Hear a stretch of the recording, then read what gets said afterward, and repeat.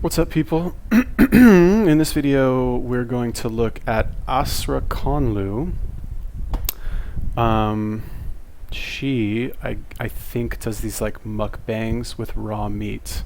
I've gotten a few requests to do one of her videos, but I haven't because, well, for two reasons. Number one, I try to stick to YouTubers that have more subscribers just because it helps me to talk about people who are better known, just helps with like getting more views. And also like, you know, well, I was thinking like I say eat raw meat also, like I already say this stuff. So like what am I gonna like watch the video and be like, she's right? Like what am I gonna say?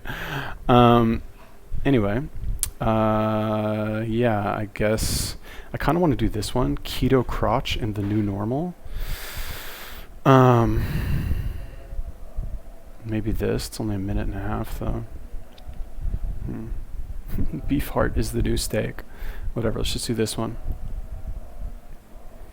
Okay, if you guys have any other recommendations for videos or YouTubers you want me to take a look at, let me know. Leave me a comment. Yeah.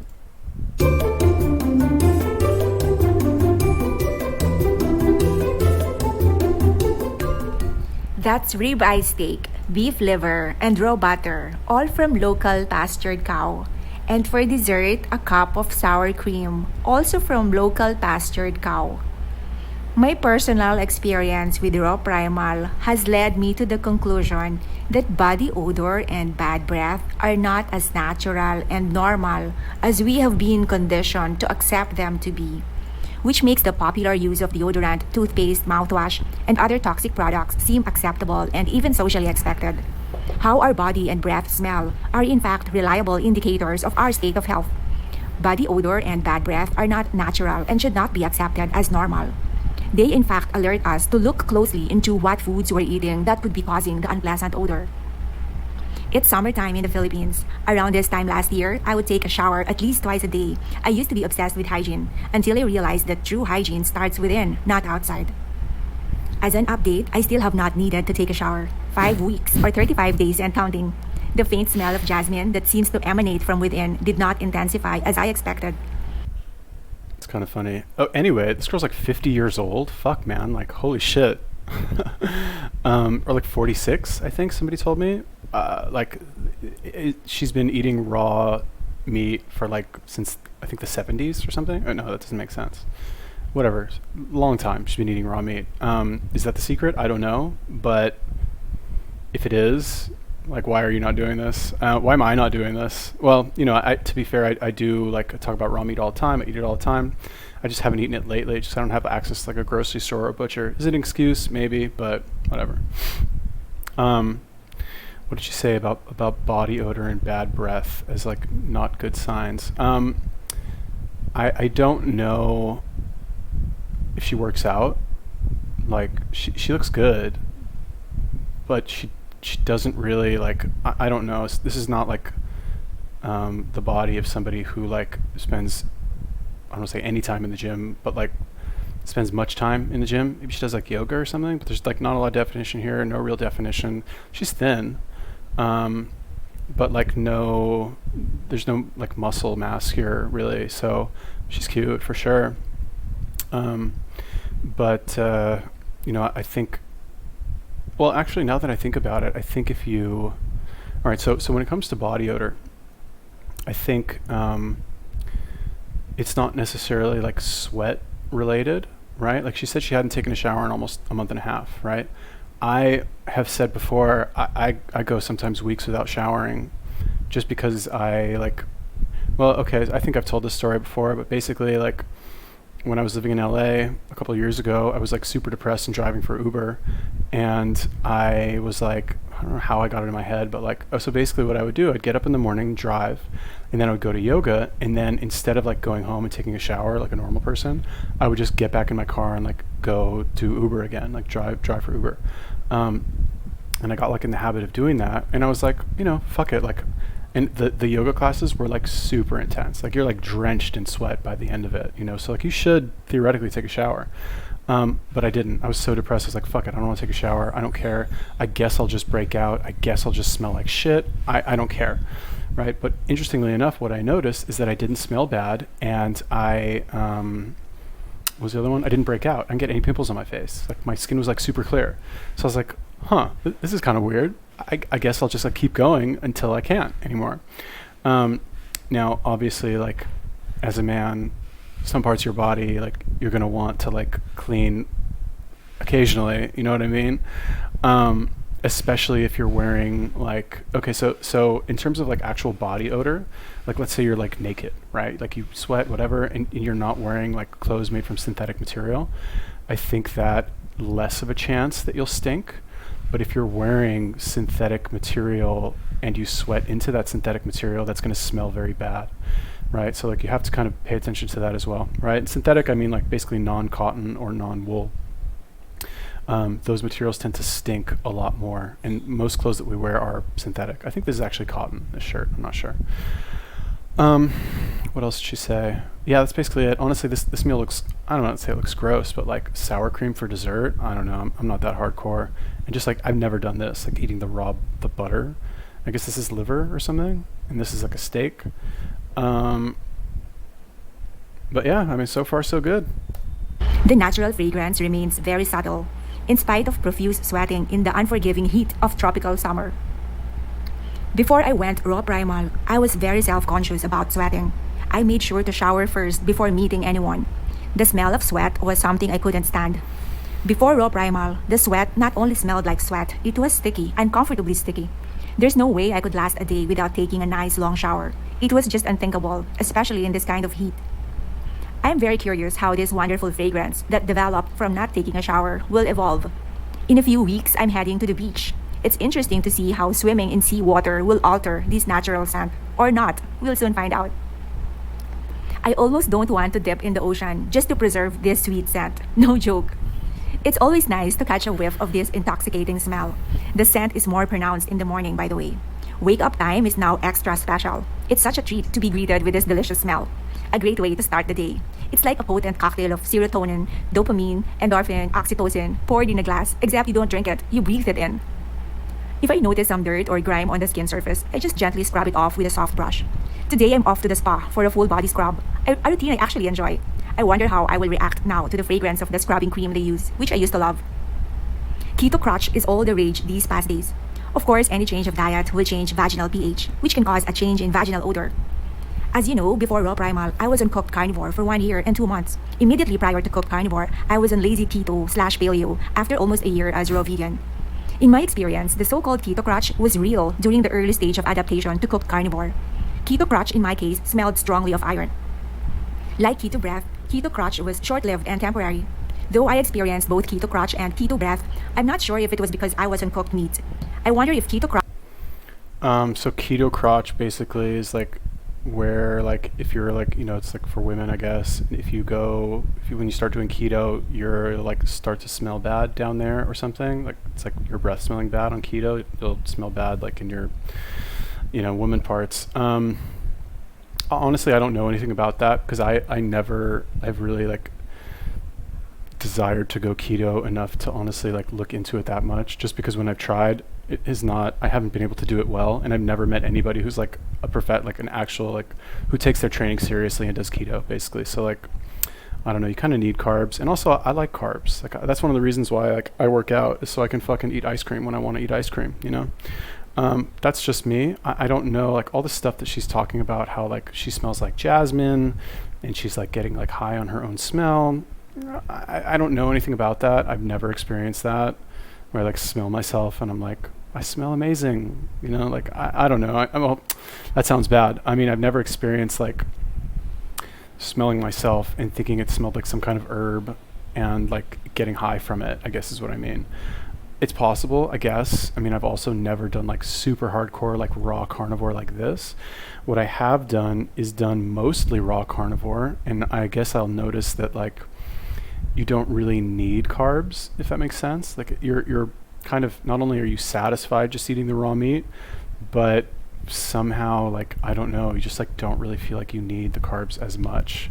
And the reason I say that is because when I have when I've tested myself the next day during my workout, I have like so much energy, right? And you would think like without having a lot of carbs, I have a little dessert here and there sometimes, but like how far is that really going to get you? Not very far. So you'd think that like not having any carbs, like your performance is going to suffer. But in my experience, that just wasn't the case. I don't know why. I don't really care. Like it's enough for me to like see that it works and continue to do it. But that's just me. In terms of like eating raw butter, I don't know. Never done that. Maybe it's like super like good butter, like actual butter, probably. She's not gonna like put any salt on there or anything. Just like eat it just like that. I don't know. She seems like she's having fun. Crotch and keto breath would still happen if one skips cooked carnivore altogether and jumps right into raw primal from the start. I also wonder if the keto crotch and keto breath were due to the ammonia from protein metabolism. Because on cooked carnivore, it was definitely protein heavy. I could not handle cooked or rendered fat, so I only ate steak without any added fat. Now, on raw primal, I'm enjoying the taste of raw fat. In the beginning, I ate a lot of beef fat trimming. My fat to protein ratio was 2:1 by weight. Lately, I've been craving raw butter and sour cream for dessert, as you can see here and in my other videos. My fat to protein ratio is definitely higher on raw primal than on cooked carnivore. Eating less animal protein and more animal fat means the body produces less ammonia, one of the byproducts of protein metabolism. This could be the reason why on raw primal, which is animal fat heavy, the breath and the whole body, including the private parts, smell fresh and sweet like the fragrance of jasmine. The breath still smells very fresh, like baby's breath, even first thing in the morning. I don't bother with any toothpaste or mouthwash. There's no bad breath to mask or to cover up, in the same way that a baby doesn't need to use mouthwash to have fresh breath. But I do floss after each meal. It's not fun to have bits of meat stuck between the teeth. Sometimes, if I feel a build-up of calcified deposit, I might scrape it off with a dental pick. On days when the teeth feel fuzzy or woolly, I just give it a good brush without any toothpaste and rinse with plain water. Toothpaste seems pointless when the breath naturally smells fresh and sweet. Waste is what's left of the food we eat after the body has utilized it. Raw meat is clearly fully digested and assimilated by the body. There's hardly any waste. I seem to have fallen into a pattern of doing number 2 only once or twice a week, without any discomfort, difficulty, or pain, and absolutely clean wipes. By way of update, I've now doubled the amount of spring water I drink from the usual. That's very interesting. So to be fair, I've, in the times where I've done raw, I guess it's called raw carnivore or raw primal, I guess, where you eat raw meat. I've never had a fat to protein ratio that's this high. Like she's eating just like a straight up like stick of butter and it looks like lean meat there. I have like basically like had a lot of liver, like several hundred grams of liver.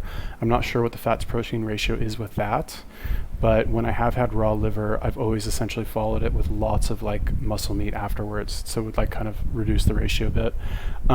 So maybe like what she says about ammonia, release of ammonia being a side effect of protein metabolism leading to like bad smells, that might be something I think that's like worth looking into.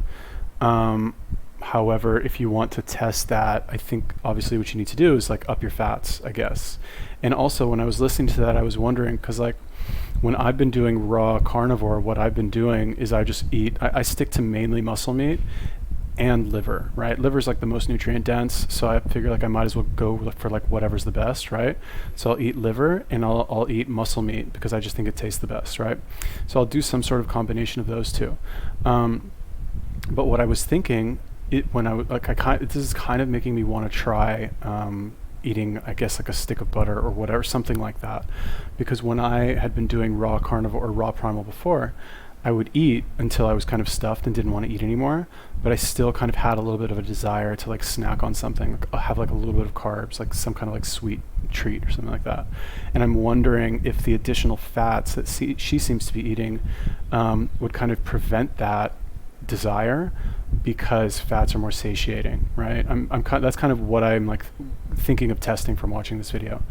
And I think that's worth looking into, because like honestly, like at the end of the day, when I say that I want to eat carbs, I want to try ice cream, like I still want that in my life. But if you're able to completely eliminate the desire for that, like why do I want that? Because I still have the desire for it, right? And I don't want to deny myself, because I think I have enough healthy habits overall to make up for that. However, if I were able to eliminate that desire and improve my health at the same time, that would be ideal. I don't need to desire the ice cream, right? Now I desire it, so I want it, right? I don't want to deny myself. But if I remove the desire, then I don't need to eat it. I'm not going to eat it, fucking like force myself to eat it. I'm wondering maybe if the key to that is eating, I don't know if it has to be butter specifically, but more fat. Eating a stick of butter to me is like, I don't know, maybe it's like really good butter or something, but that's like, I don't know. And what she said about basically like pooping once or twice a week, I also kind of wondering, okay, so first of all, raw meat is digested very easily, right? It's one of the reasons I recommend it. Like there's pretty much no waste, right? It's all pretty much used by the body, like completely. Again, like I said in the beginning of the video, I don't know what kind of workouts she's doing, if she's doing any workouts at all. But if you're doing a much heavier workout, you're going to consume a larger volume of food, and there is going to be,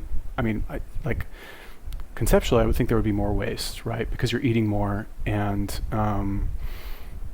it's just a more of a chance, I guess, that you'll produce more waste as a result.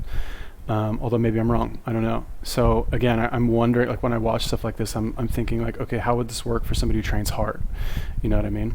But worth trying for sure. I've just never done it this way, so I don't know. 1 glass of spring water a day, I'm now up to 2 glasses. I'm not sure if it's a physiological or psychological need, but it's an extremely cooling and refreshing break from the scorching heat. As you can imagine, I continue to be fascinated by all of these changes.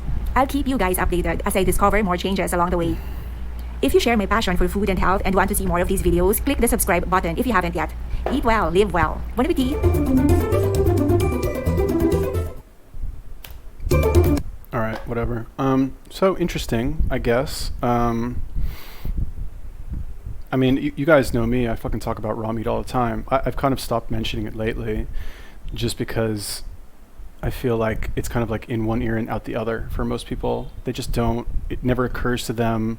And to be fair, if somebody had only told me about it and I hadn't actually watched somebody do it, I probably would have like never, I wouldn't have given it the same, I wouldn't have considered it as strongly. But like I said, when I watched a Snake Diet guy eat, he also ate a stick of butter, now that I think about it. When I watched him eat like fucking like a pound of beef liver and eat like a stick of butter and drink some raw eggs in one meal, I was like, oh, maybe you can do this. So yeah, I guess this method, this is more hardcore than what I do for sure, because this chick is like, it's just more hardcore, right? Like in terms of like the butter, never done that, and the dessert, sour cream, I don't know, maybe it's good, but I don't know, it just doesn't, currently it's not doing it for me to imagine myself eating that. Is it really good? Maybe, I don't know, but is it worth trying? Yeah. So like this is what I say when I talk about eating raw meat, right? Because I don't want, like, you can watch a girl like this eat it, you can watch me eat it, you can watch somebody eat it, but until you actually try it and you experience the benefit, you're never really kind of going to believe it. You're always going to kind of think like maybe they're just weird, maybe their digestive system has like gotten used to it so they're not getting sick, maybe they're just like want attention on the internet, so that's why they're doing it. Maybe they're like imagining all of these benefits and they're not really real, right? Like you don't like comprehend it because it doesn't seem not likely, but like it doesn't seem like it's possible, I guess. But clearly the girl's almost 50 years old, doesn't even look like she works out, and looks like, honestly, like she could be like early 30s, late 20s maybe. Looks great. I don't know. I mean, I wouldn't kick her out of bed. Okay, so if you guys have any recommendations for videos or YouTubers you want me to take a look at, let me know. Leave me a comment. Peace.